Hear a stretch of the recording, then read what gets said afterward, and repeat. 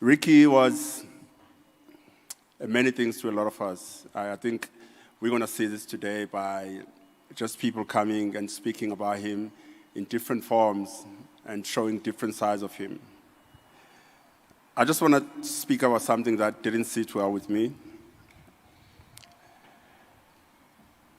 That is seeing Ricky's last words on a newspaper.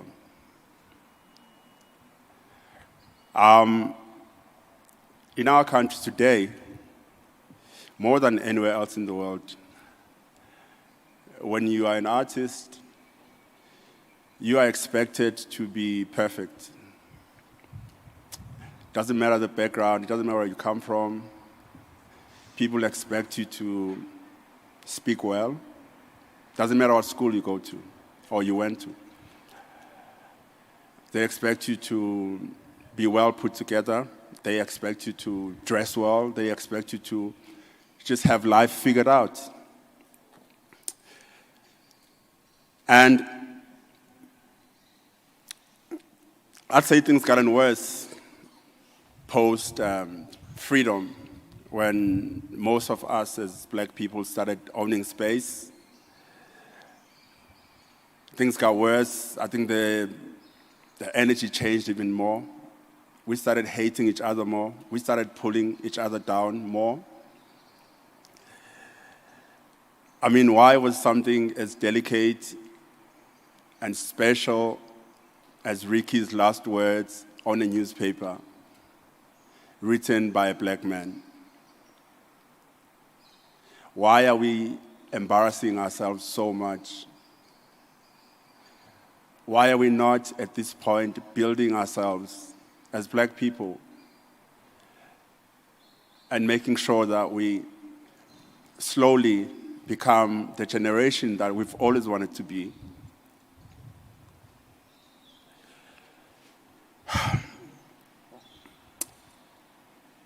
Ricky didn't deserve that. Ricky was a beautiful human being.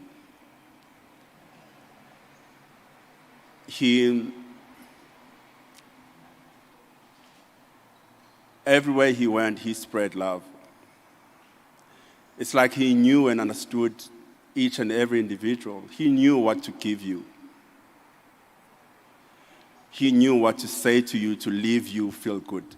It doesn't matter who you are and where you're from.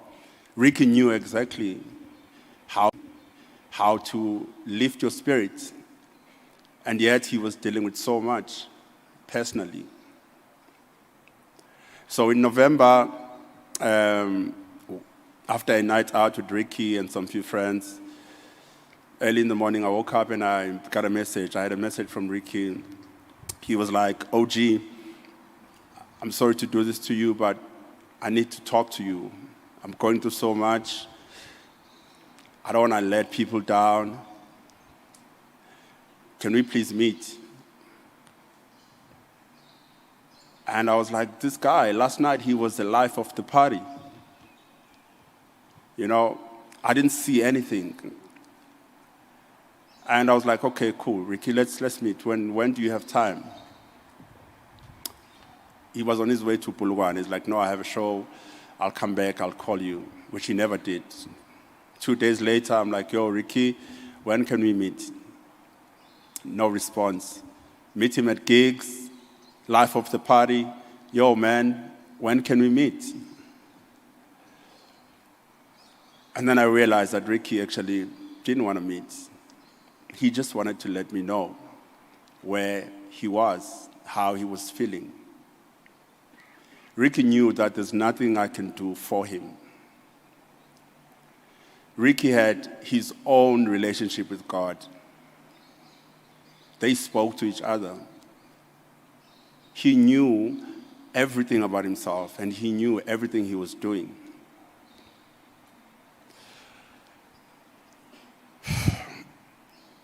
So, last week, Wednesday, going through my own emotional turmoil, in my moment of weakness, I put out a tweet. And then realized that damn, people now are now concerned. People are like, oh my gosh, are you okay? What's going on? Which I didn't want, and I then deleted the tweet. Thursday, I woke up to Ricky's news. And the first thing I thought of was my tweet. Ricky saw my tweet, and I was the strong OG Ricky called. He called me, and he said, OG, please, you are the strong OG. And now the strong OG is weak.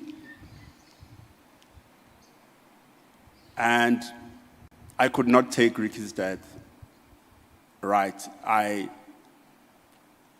was destroyed because I blamed myself so much. I even blamed myself for not trying hard enough to see him. I thought I should have done better. I thought I should have maybe contacted his mom, maybe, I don't know, something. Then upon watching his interviews, his interaction on camera with people, with different people, and Ricky always told us that he wasn't going to be here for long. Ricky knew. Ricky had his own game plan. Ricky was different. Ricky was a special guy. You could see in how he walks in the room. You could see in the way he dressed. Ricky was a style icon. Ricky was my style icon.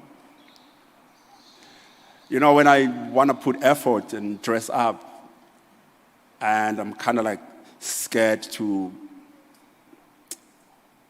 be the light in the room, and when I down dress, I always think, what would Ricky do? Then I'm like, fuck it. Ricky would wear these green shoes. I wore these shoes for Ricky. Ricky knew he wasn't here for long. He knew exactly how we would bow out. He knew what songs to give us. He prepared everything.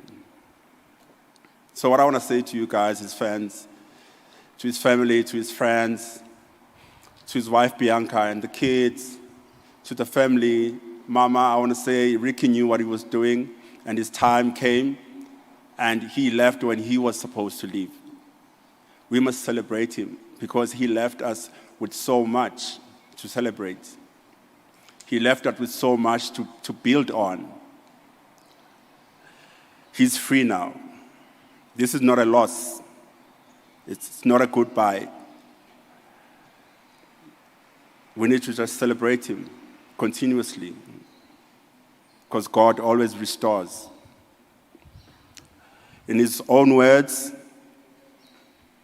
we don't die, we multiply. Thank you.